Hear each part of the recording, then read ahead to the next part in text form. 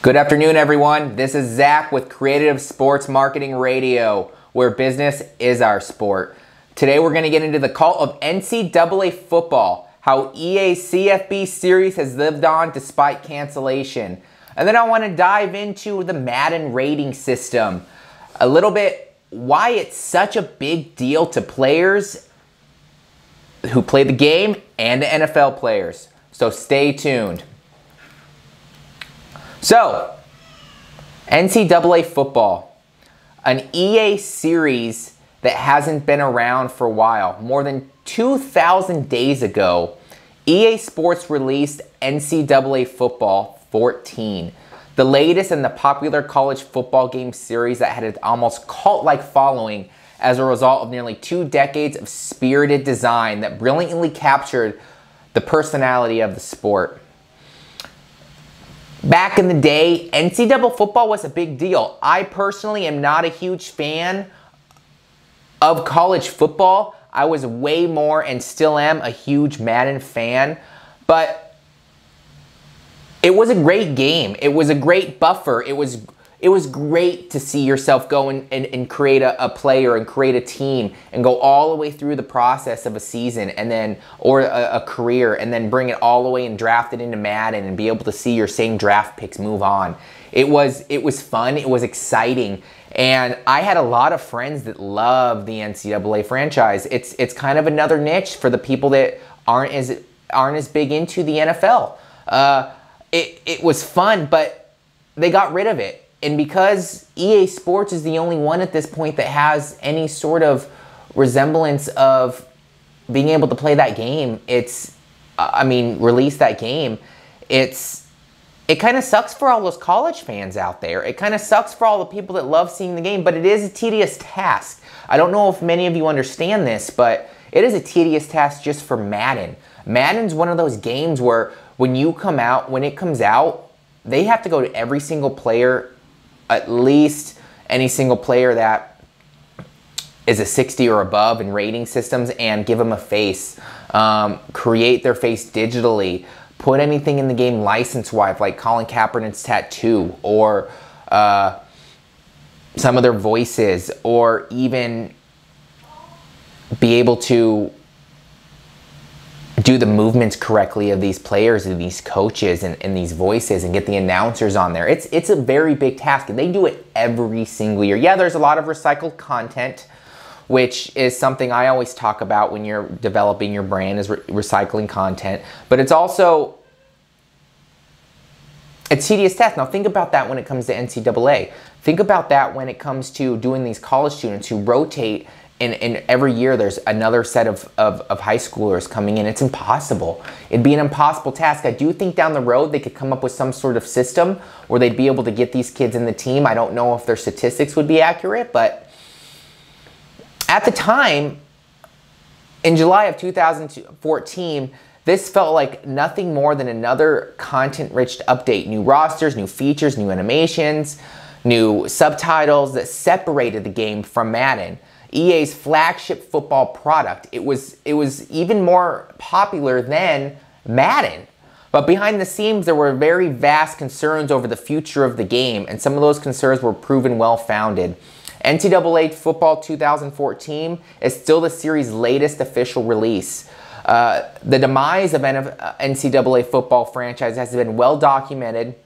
Mounted lawsuits over player likenesses, like I've told you, and the way players weren't compensated for their appearance. Specifically, a class action suit against the NCAA filed by a former college basketball player led EA to seize future development. The company paid out $60 million to the college football and basketball players who were featured in the game, according to the CBS Sports. Those who worked out the game lost their jobs. Some moved over to work on Madden, the franchise they had spent years trying to outperform. When NCAA was taken away, it did kind of leave this gap. It's tough to find that level of passion that we had in producing features for a community that was just like us, diehard college football fans, the other niche. Although it has been More than 6 years since EA Sports published an NCAA football game, and the passion hasn't waned. Those who produce the game still find it intimacy to their creation. They love it. And players past and present yearn for a resolution from the NCAA so the game can perhaps be produced again. A small but mighty subset of NCAA football fanatics have even poured countless hours in bringing its own version of the game to life every year. The system NCAA Football 2014 last existed on PlayStation 3 and the Xbox 360 are now outdated. Soon they will be 2 generations behind, as if you don't know, the PS4 and the new Xbox are coming out pretty soon here. But some gamers hang on to those non-ancient gamer devices to the sole purpose of playing the last generation of the game.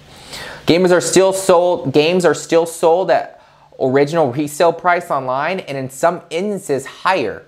There's even a market for a final cover and box without the actual game included. That's crazy. If anything, hope and curiosity that the franchise will be reborn has blossomed into an absence. Now, let's move that over and hope that they do eventually come up with the resolve of that. I don't know if they will with the issues I've told you in the past, but earlier on in talking about this. But let's hope. I would love to see it. There is a sense of it in the new Madden 2020. They brought a couple of college teams in there, and it brings that alive a little bit more. But now let's get into the next topic. Why do NFL players get so irritated? I feel like no one's happy with their Madden rating. And that's something I kind of wanted to get into today. What people think of Madden ratings and what they think of NBA Live ratings and all of these sports games ratings, even FIFA, like the ratings of their players.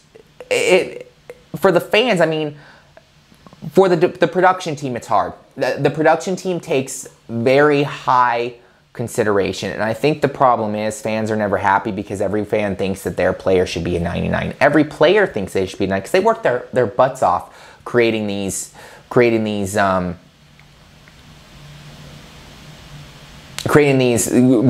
working as a player is hard. They put lots of hours out, countless hours, and to have it be defined by a number to them shows that they're not as good as they are. As an athlete, I'll tell you, don't worry about it. Of course, it does suck, but at the end of the day, it's just one team producing a number of you. You, of course, don't have to take that literally, but at the same time, look at it as an opportunity to grow. They do a great job at finding different attributes that you may be good at and pushing that towards a certain direction. What do you guys think? What do you think of the Madden rating system? Put in the comments below. Tom Brady, on the other hand, roasts as a random tweeter and himself over the Madden stats. Now this is funny. So Tom Brady knows when it comes to quarterbacks he's not that fast, but he's definitely faster than you, a regular person without 6 Super Bowl rings and of course a Hall of Fame football career. Most people accept this, while others have to learn the hard way. When a random tweeter criticized Brady's rating in the Madden game, Brady himself was there to teach him a lesson. So, like I said, some background is that the Madden NFL ratings are a big deal to both the fans and the player. And it isn't unusual for some feathers to ruffle over which quarterback ranks were, or what running back scores, how high on their strength. When the newest ratings come out, Tom Brady was sitting pretty at number 2 on the quarterback rankings behind Patrick Mahomes, who of course was the starter on the cover this year.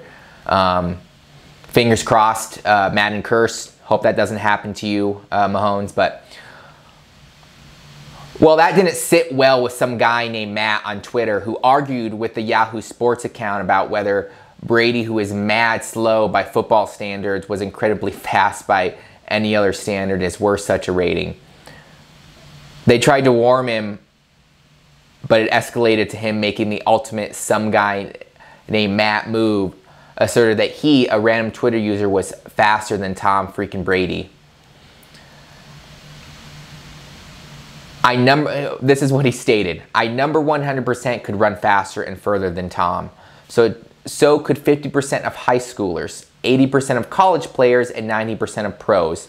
Learned how to unbiasedly access the totality of the player, then adjust those numbers, and I could possibly, like, if you look on Twitter, Tom Brady says, "I'm so much faster than you, Matt." He quickly shut him down. He then posted a video poking fun at his own speed, which, by the way, earned him the lowest Madden QB ranking, and that's pretty funny. So go to Twitter, and this is just another form of, I think, athletes leveraging, being nice to their fans and understanding their attributes, and being able to understand the importance of the Madden rating system, but being able to see it in its light and say, hey, you can't Photoshop this video, is what Tom Brady said. So that's pretty funny. It's pretty funny tweets on the news these days. Go ahead and take a look on it. That's all I have today for some of the news. If you have any comments or you have any idea of what your thoughts are on NCAA football and how it moves over to the NFL, or how it works with the fans and the rating system, put a comment below. And again, this is Zach with Creative Sports Marketing Radio. And remember, business is our sport. And how they can help you find success as an entrepreneur. So, the sports industry is very competitive by nature. It can be overwhelming for up-and-coming athletes and players to find their place in the world of professional athletics. Standing out from the crowd is not an easy task, but it can be accomplished by building a strong profile in your niche and increasing awareness of your brand, and can cultivate success for your professional endeavors on and off the field. Now, for most athletes, this is a task that is not easily accomplished. With so much time spending on training and traveling and focusing on your athleticism and attending social charitable events, there's hardly time left in the day to devote to other matters, much less decipher complex issues like digital marketing in sports and online marketing. And that's where a sports marketing firm can really help you. Now, don't get me wrong. It can be very intimidating. There's multiple kinds of firms out there. For one, an agent is not a firm. Look at an agent as more of someone that helps you with team activities, helps you get the signing on deals with the teams. Look at a traditional sports marketing or PR agency. Maybe they help you a little bit more so on the aspect of, they give you that 20%. They help you with, hey, you're gonna get a sponsor. Now that sponsor's gonna pay you a lot of money, and now you just give 20% to that sports marketing company. Now, the problem with a lot of those sports marketing companies is they don't really think that much about the collateral side. They don't think about you in terms of, what are you gonna do? Do you have a marketing team behind you? They may have some people on staff, but do they have a designer? Do they have a developer? Do they have social media expert? Do they outsource to other countries and things of that nature to grab some of those too? A lot of them don't really look at that into consideration. Now, a new era sports marketing firm focuses a lot more on helping the athlete build their brand through leveraging those sponsorships, through using their brand power to give value to those sponsors. Now, why work with the sports marketing firm in general? Traditional, new era sports marketing firms, why work with either of those in general? There's a huge potential for athletes to produce incremental revenue streams by capitalizing on their certain success and growing their public profile. You'll not only receive more popularity, but you can land a major endorsement deal, start your own clothing line or business, and there are endless opportunities. There's endless possibilities with the free marketing that you're getting by playing on the field. Any sports marketing firm can help.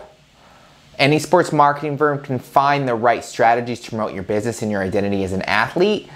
But again, quality, depending on what they're kind of going after. An agency will help you tackle a whole spectrum of marketing tactics. So they can help with the social media.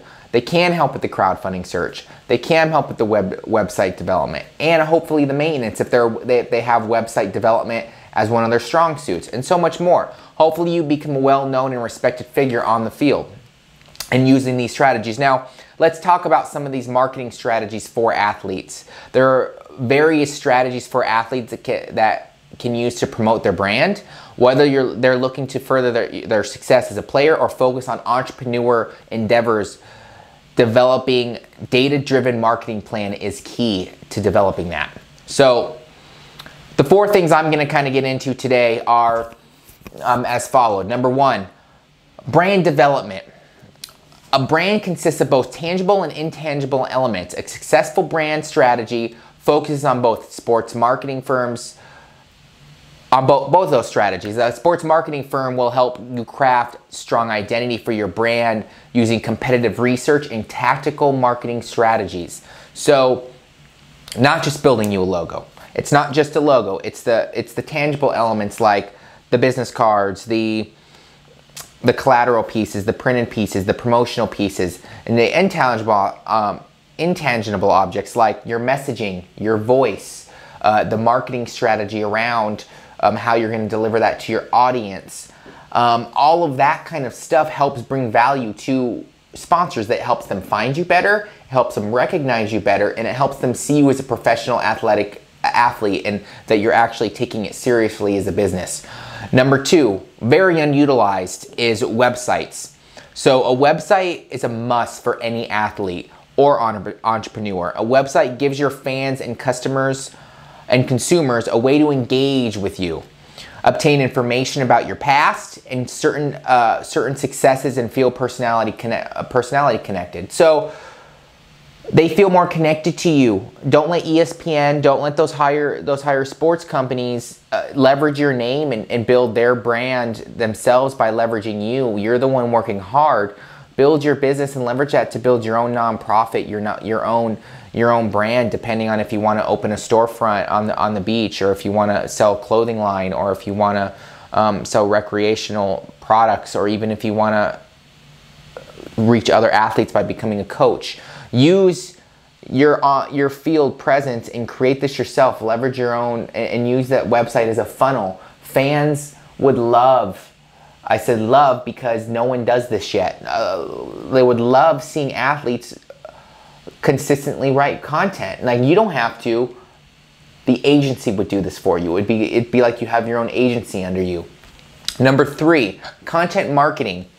Now, content marketing is great, and I'll use an example here in a second, but content marketing is a way for you to share your stories with your fans and what they want to hear. And you need a way to connect with the right people in order to grow your business. Using content marketing strategies like social media marketing, blogging, email marketing is a great way to get your message in front of your target audiences.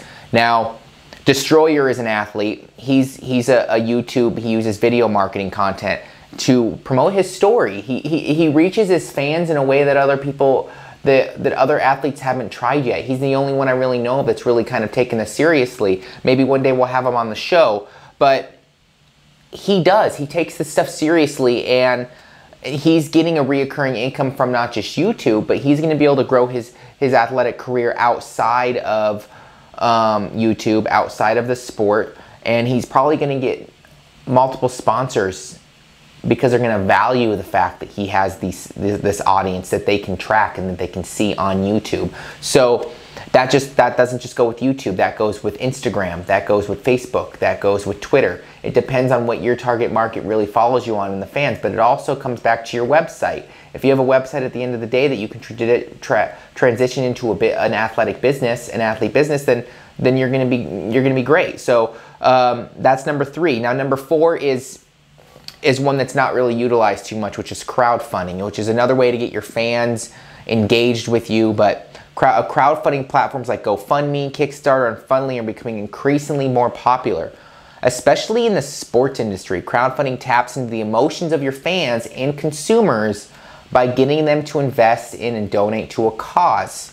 It can also provide you with additional funds that you can invest back into the business. Now, look at J.J. Watt's example when he did Hurricane Katrina. When he did that situation, he went right in and he made 14 million when he was only trying to raise 1 million. And a lot of that wasn't because he was using GoFundMe. A lot of that was because of the concept before, which is content marketing. He was able to bring people through that as a funnel to the site to make money. Now, if he were to develop his own crowdfunding platform, a web development company would have charged him, and we'll just go crazy here, and we'll just say they wanted this huge crowdfunding platform. That's what they want to do to compete with GoFundMe, not just a normal smaller one, but we'll say a large one. We'll just say $100,000. We'll just say that we spent $100,000 on this crowdfunding platform through hiring a development team, hiring a creative team, going through everything. And we'll include branding in that too. We'll say we branded. We'll say we created you a whole company for $100,000. How about that?